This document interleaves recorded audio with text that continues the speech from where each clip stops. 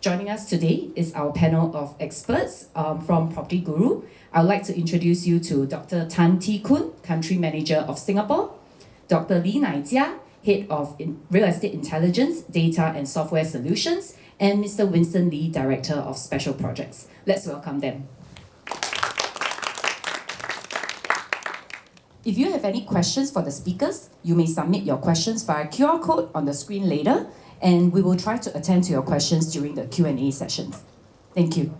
Thank you, Catherine. Once again, welcome to the first of its kind landed show gallery of Pollen Collection, a development by award-winning Bukit Sembawang Estates Limited. I'm going to keep you in suspense because later on, after the talk, you will have an opportunity to view the bespoke development and experience the show gallery. I want to begin by articulating some of the questions which we think could be in your minds as you come to attend this talk in the afternoon. Have you ever thought that owning a landed property could be a dream come true as your first home? Do you know that scarcity creates value? Are you keen to discover about asset laddering and how this will help you plan your property ownership or investment? Do you wish to stay in a property that is future-proof? Are you looking for space that caters to multiple family cycles or even multiple generational families? Should you source for a new home under construction or buy one from the secondary market? So if you are asking these questions, then you are at the right place. My colleagues and I are privileged to contribute to your property ownership and investment journey. We hope to see you home. That's our PropertyGuru's mantra, to help property seekers find, finance, and own their homes, and to help you make informed, confident property decisions. So this afternoon, you will have an opportunity to view yet another landed development by the award-winning developer Bukit Sembawang. And we will just kick off our talk this afternoon by first of all asking Dr. Lee Nai Jia to share with us a peek of the property market. We know that home prices have been rising since June 2020, even in the midst of the pandemic. And here we are, we want to take stock of the market at this moment and see how the market is doing, and particularly in the landed space. Nai Jia. Thank you, TK. Hi everyone, it's a privilege to be here. So let me quickly go through with you what has happened in the past few years since the pandemic. Really, we see that there's a demand for space. It all started with when the circuit breaker measures were implemented. There was actually a sustained demand for bigger units, and that also spilled over to the landed homes. And so when we look, by the time it's 2022 Q4, landed home prices have went up by 9.6% year on year. Now, if I were to look at the prices during in the first quarter of 2023, which was released by URA recently, it went up by about 5.6, 5.7% Q on Q. So what is driving all this? There are a lot of factors. One of them is really wealth preservation. People see landed homes as something of very good value.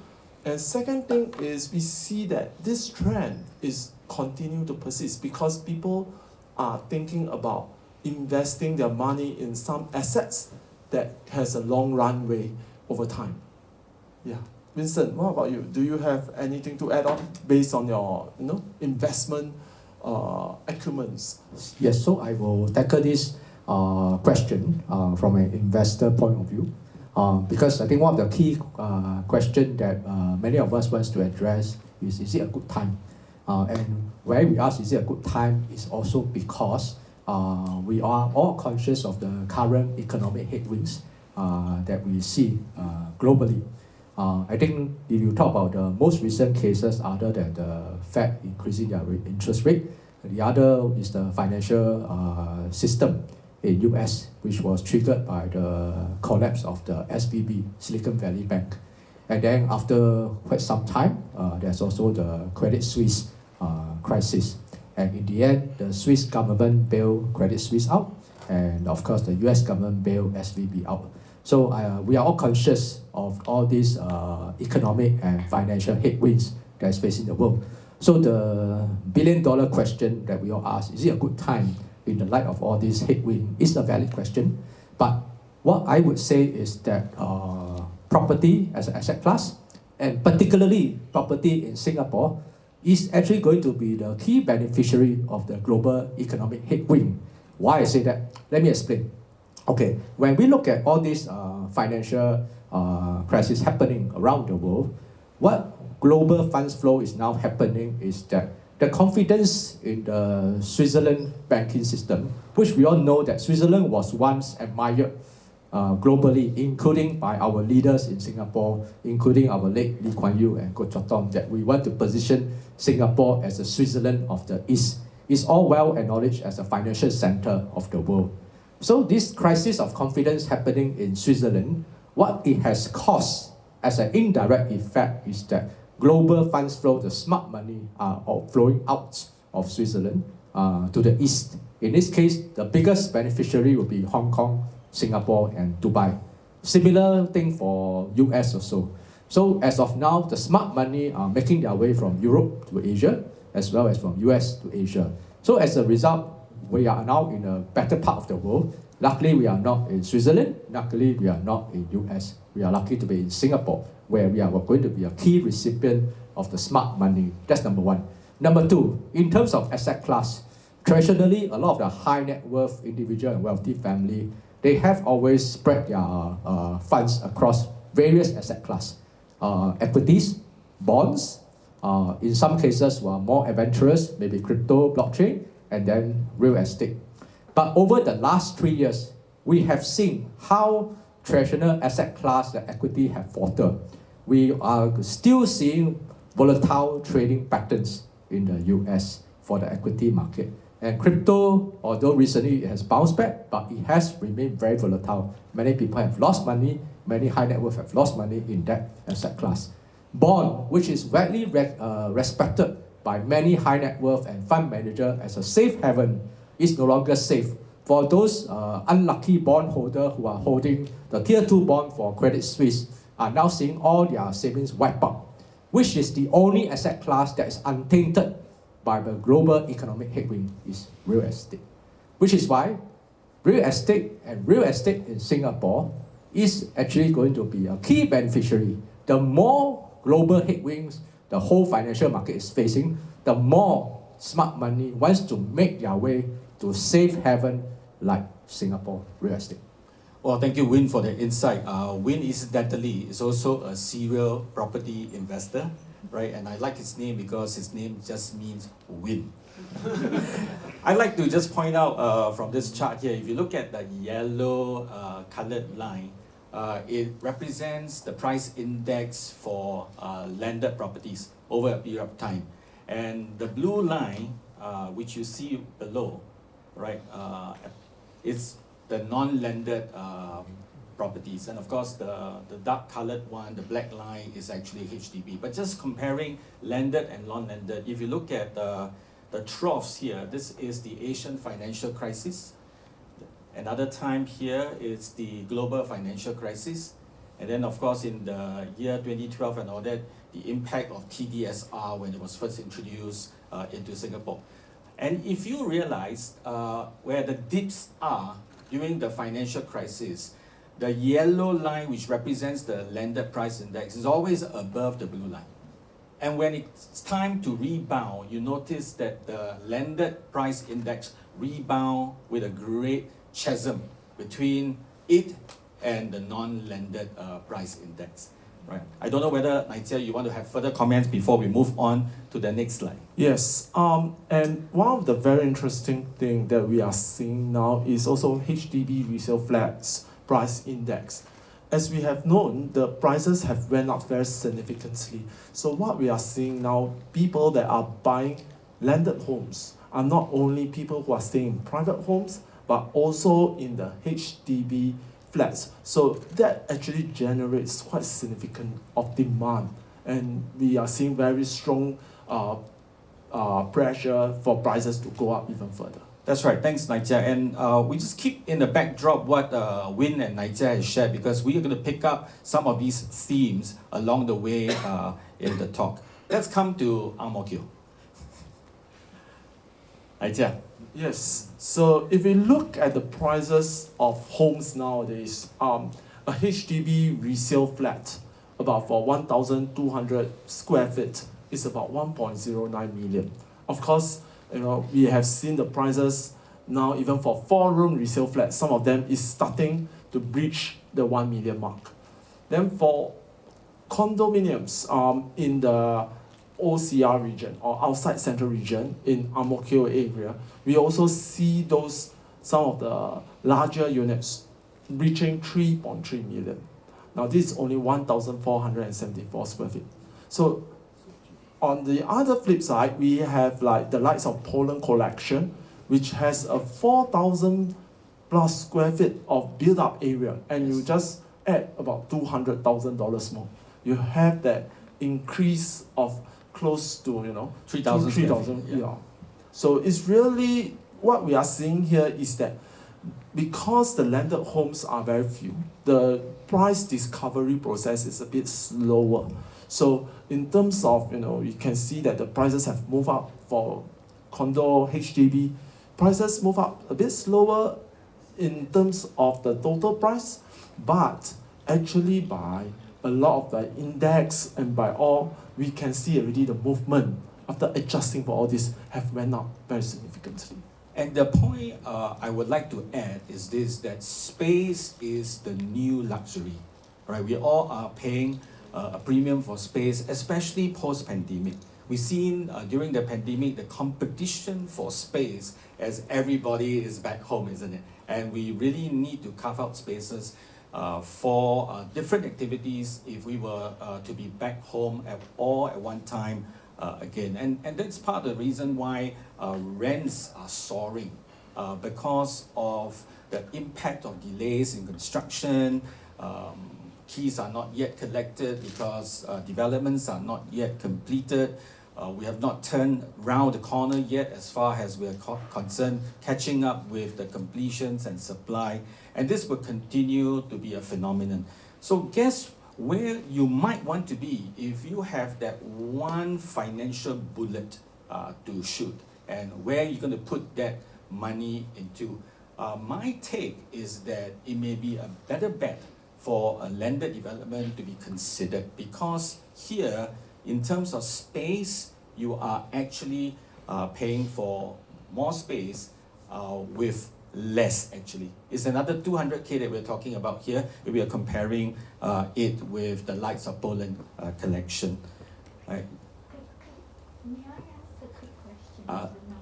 Ma'am, the questions can be asked if you don't mind, if you can scan the QR code, and then so that we can have the presentation uninterrupted. I just wanted to clarify the asterisk, is this listing price? So there will be a presentation by Bukit Sembawang on Pollen collection itself. No. So that you can actually pursue the questions. Go ahead. Yeah, thank you so much. All right. Yeah. Okay, so the other consideration is the rising interest rate, right? Will it peak? Because the Fed rate seems to be going up by the quarter. Last year we see 50 to 75 basis points. Right? Recently we see a more subdued 25 basis points. Is that a signal for us that interest rates will peak? And that will give us some sense of hope if that is the case in that direction. Comments please, folks. Yeah, so if we look at recent economic surveys from Bloomberg and also from all the major economic houses, the current forecast is that the interest rate is expected to peak towards in the second half. There are already discussions that whether the next hike is 25% and an extended period of keeping the rates flat in the Fed discussion. So I think the current debate, I think based on what we have seen, is that interest rates are likely to stabilize for now. And another thing that we have to look into is unemployment rates. Unemployment rate has been very low. The labor market is still very tight. So that is actually supporting a lot of the economic activity that we are seeing in both the markets and also in the domestic economies of all the countries, especially in the Southeast Asia region. So that is why I think when we want to say we want to wait till the interest rate becomes lower, I think it's still a bit, we have to wait significantly longer. And the danger of doing that is when interest rates become lower, capital becomes cheaper, the prices also tend to go up. So there is a kind of inverse relation in that. And so I would say that buying now may make sense, because when you wait for the interest rate to become lower, you can always have the option to refinance. That's right. Yeah. Okay, my view is that I do concur with Nigel that interest rate is likely to peak this year, because I think one reason is really the SVB crisis really prompted the Fed to reconsider, to continue to increase the interest rate, because one of the key contributing factor for the SVB case is really the rising interest rate. Secondly, I think the signal that we see from the Fed is also there are quite a number of Fed officers who come out and say that they plan to raise one more time the rate. So therefore, I think it's quite a high chance, even when I speak to various fund managers, that interest rate is likely to peak this year. Having said that, even as it peaked this year, it doesn't mean that it will drop drastically in next year as well, because I think US and many other countries are still combating inflation. So I would say we are at a truce now. But having said all these things, my personal view is Singapore private residential market is less sensitive, much less sensitive to interest rate compared to many other markets. If you guys observe the data across the world, the rising interest rate has been ongoing since last year, or in some cases even the year before last. Various markets, including Australia, UK, and even US, they have dropped. The market has come down because of the rising interest rate, because the cost of borrowing have increased. So therefore, some people cannot hold their property, and property prices are not rising, in some cases falling. But not in Singapore. What we are seeing is that Singapore is still seeing an increase in our prices. Last year, I think it went up around 8%. And even the latest data I saw for this year Q1, it went up by 5%. So data doesn't lie. The data tells us that Singapore market is unique in a world that it is not sensitive or less sensitive to interest rate. Why is that true? It's because of our financial debt and also our leverage buffer.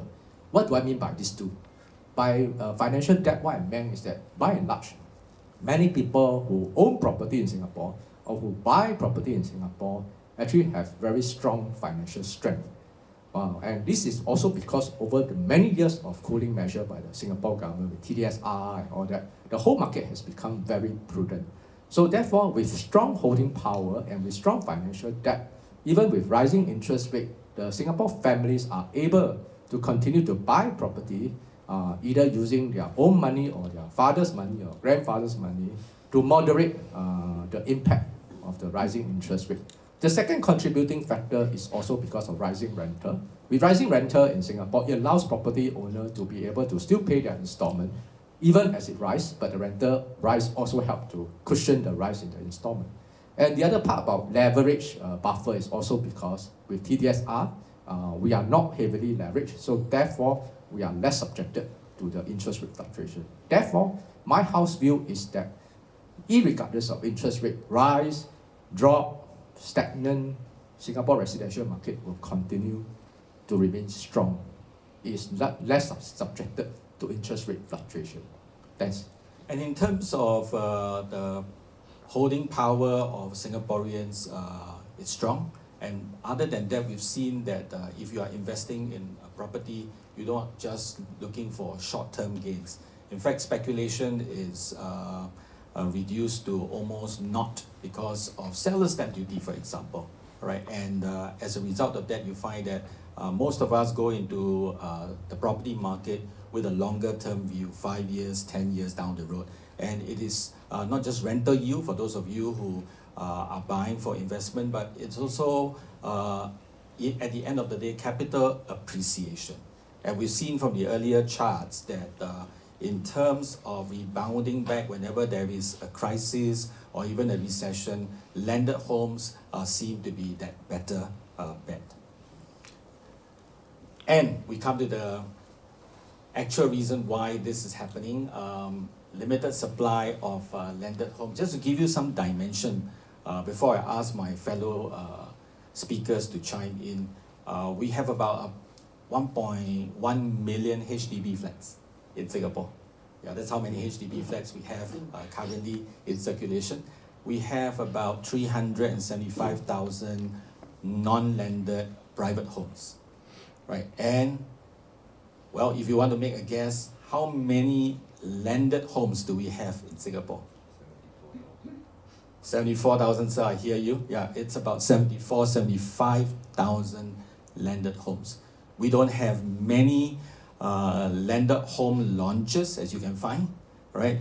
If you go to the government land sales program and you were to score through that list of possible sites available for government land sales, and those developers will tender for these sites and build, you realize that in the main, the bulk of it, or almost every one of it, is actually a non-landed site.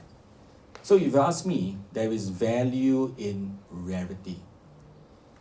Yeah, indeed. So if this is a very interesting chart when we try to look at the total stock of landed and non-landed homes.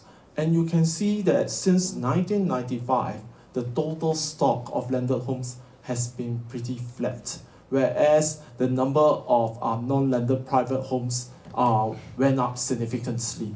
And the very interesting fact is that when we look at landed homes, right, why are they there in the first place? Because Singapore is very small, right? And then the idea then from the chief planner is that we need a mixture of homes when we plan our city, because you need to cater to the high income, middle income, and the low income. So the low income, middle income, they try to cater it for using HDB flats, and that is why you see those homes are usually non-landed, dense developments. But landed homes are usually catered to people who are in higher income levels, higher income groups, and then these groups of people have a very much more space. They like the quality of the housing, the exclusivity. So that is why over time we see that the price level is also very resilient, because the owners are very financially well-to-do, and that also make the price poise. You rarely will see the prices decline, and very rarely do you see that even when there's trough, when the price decline for like non-landed private homes, you see that you can't find any landed homes offering discounts. And so a lot of people ask, why is that so? And that is one of the reasons that we are seeing in the market. So my view as an investor is definitely based on what TK mentioned, the limited supply of landed, which is 75,000 versus private condo 350,000 and 1 million HDB flat, is one of the key contributing factor to the current high price of landed, followed by condo and then HDB. But of course, having said that, from an investor point of view, the current price level probably have priced in the current supply dynamics.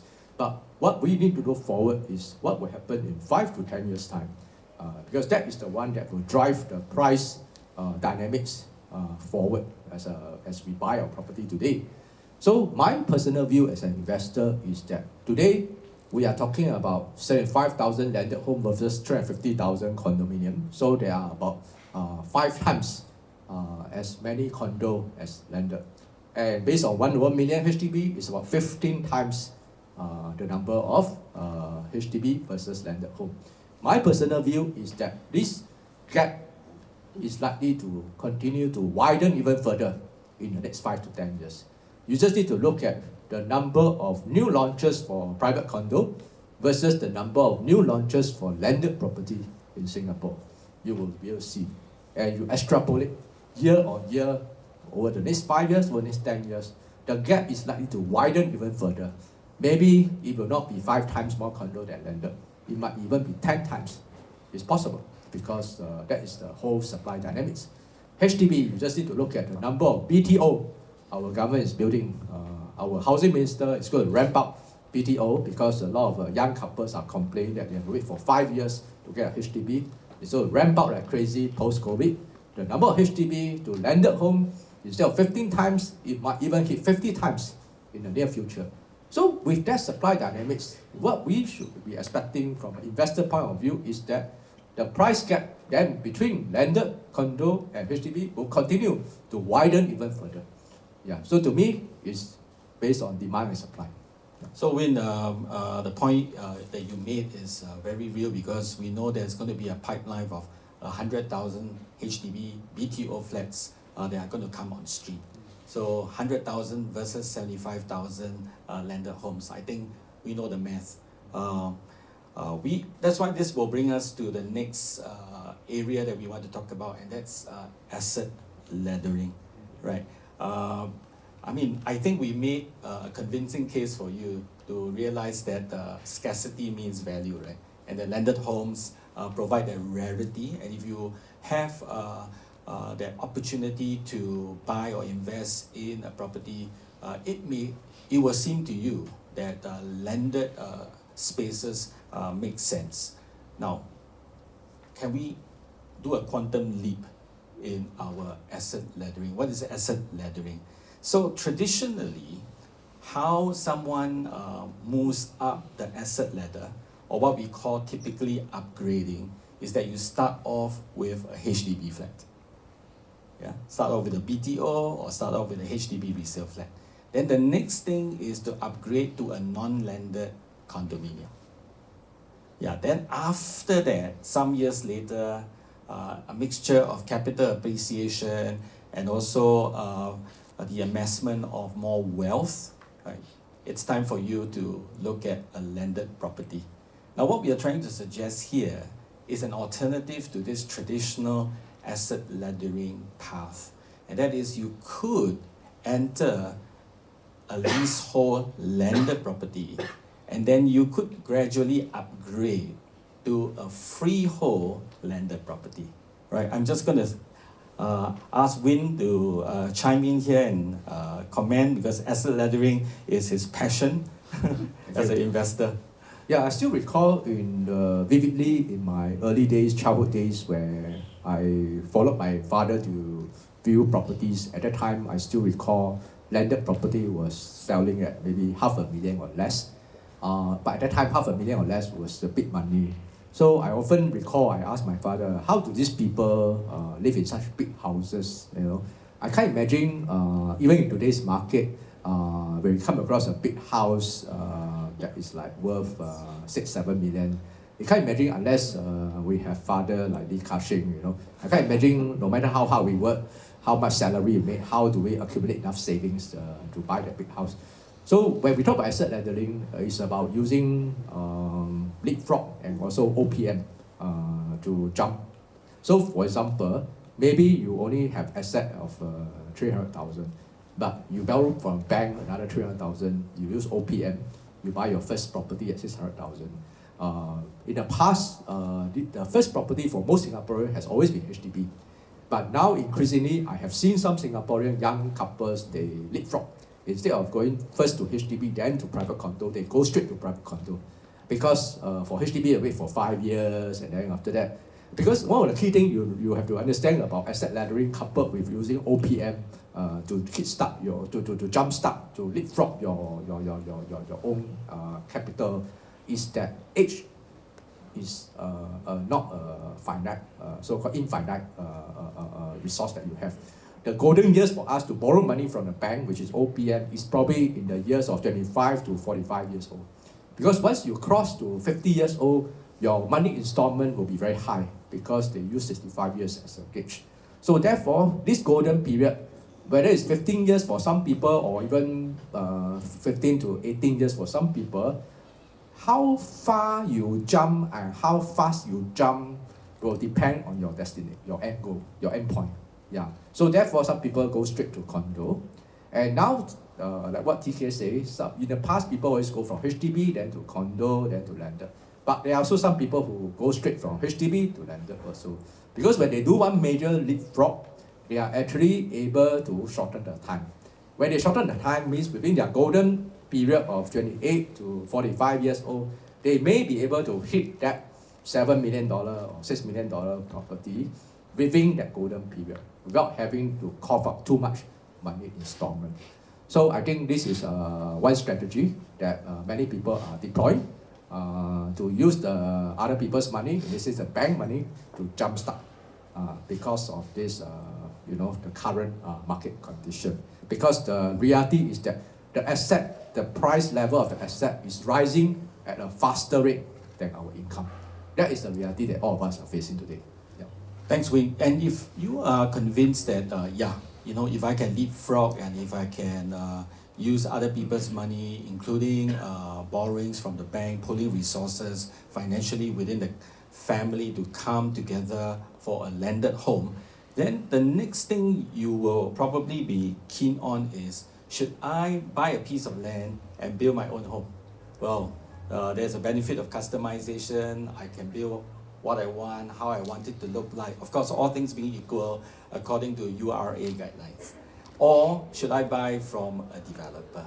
Right. So this is where I want to ask Naijia to chime in as the head of real estate intelligence in PropertyGuru. Data is his friend and companion, and this is where he will share with you what does it mean to build your own landed property post-pandemic, isn't it? Especially after construction costs has gone up and the Ukraine-Russia conflict actually has done some price raising even for reinforcement steel bars, right? And that is something of concern if you want to build your own. Over to you, Naijia. Thanks, TK.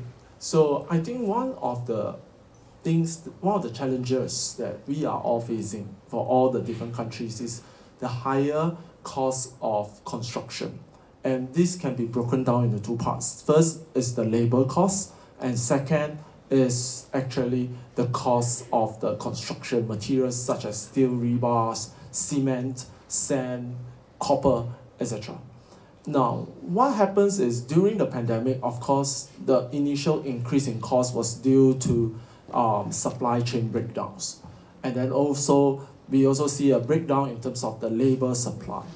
Now, technically, the labor supply has improved, but at the same time, we are also seeing a lot of labor, those skilled labor, actually moving back to their countries because they have not seen their families for a while. So that also caused, I think, a very shortage of labor, skilled labor supply in the construction sector. So they are still facing a lot of challenges till now. But to add on is really the cost of construction materials that are risen up very significantly due to the cost of transporting. And that is due to the oil price increase. Initially, we all thought that the oil price should come down, but then OPEC Plus recently announced that they're going to cut the oil supply. So a lot of the economists now are also forecasting that such cost of materials should continue to trend upwards. So what does that mean to our person like us, that want to buy the land and also constructing from scratch? It's going to be very expensive. And not only that, because unlike a developer who can buy in bulk that has economies of scale, the customization is going to be very expensive. You have to recruit your own engineer, you have to recruit your own architect, you have to source your contractors. and materials. So it's going to be very expensive. So like if we were to look at a very conservative, and these very conservative estimates, we are looking at about 4.1 million in totality. And that is actually one of the more of the lower price points.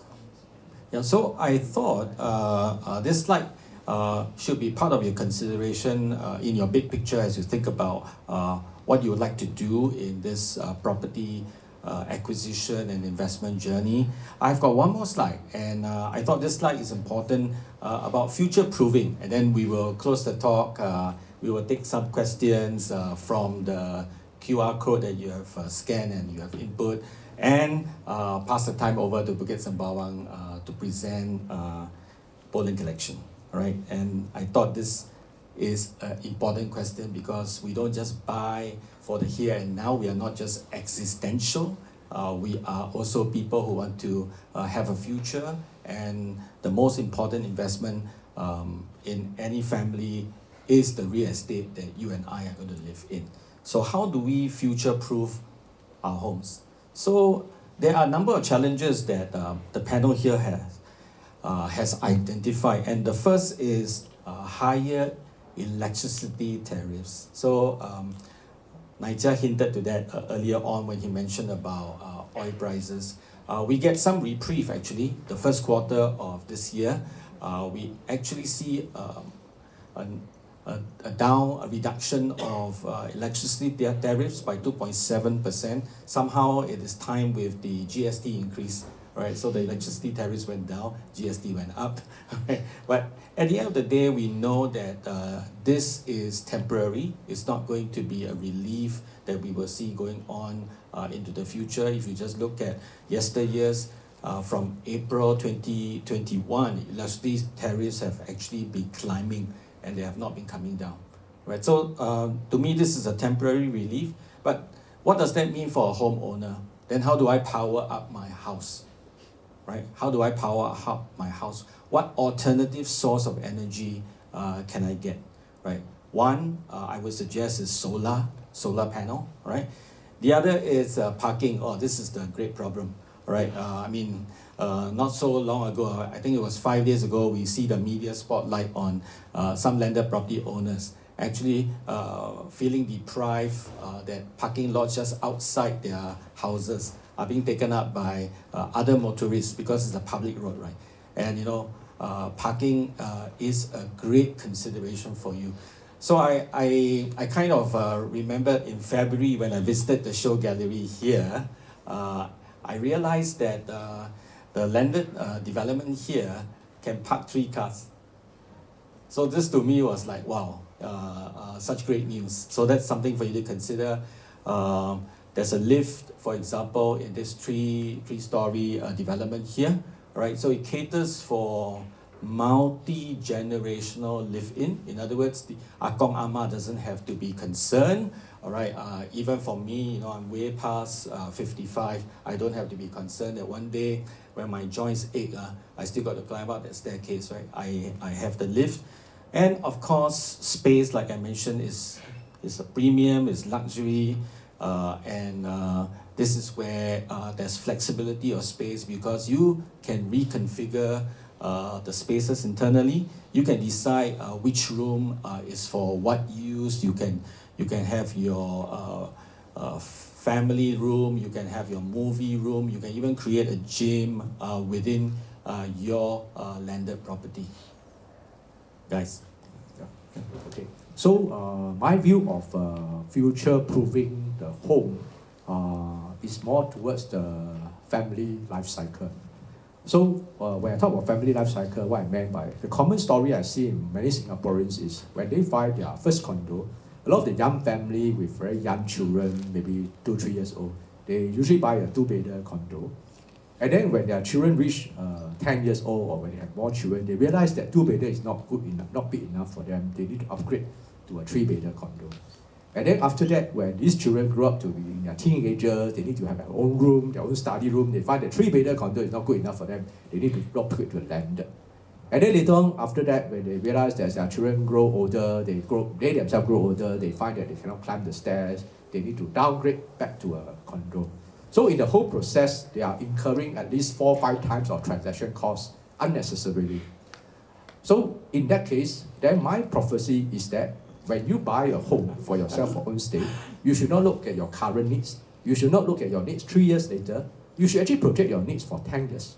Yeah, what is your actual need? And if you know that your current 3 years old, 4 years old are growing up to be teenagers in 10 years' time, then you should buy a home that fits the needs of the family if you can afford it. And secondly, if you know that you're going to grow old when you reach 60, 70 years old, where walking about is a concern, climate change is a concern, then when you move to a property that is a landed, that is important to have a lift. So all these considerations, if you have factored in early, then it will help you to reduce your transaction costs, because transaction cost in Singapore is not cheap also. So this is the trap for buying your own home. Of course, when I talked about earlier about asset laddering, about using OPM to jumpstart the capital appreciation, that is more from investment point of view. I encourage you to jump your asset laddering ladder to ladder using OPM to gain the capital appreciation, to have the multiplier effect, to grow your wealth. But if you talk about your own stay, I do not encourage you to keep on changing property every 3 years, because that will incur a high transaction cost, which will detrimental to your financial wealth. Any further insights, Nitya, before I hand the time back to Catherine?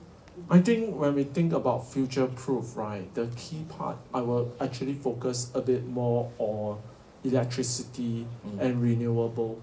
So I think one of the things is, of course, currently we say, you use solar panel, it can help reduce your electricity bill.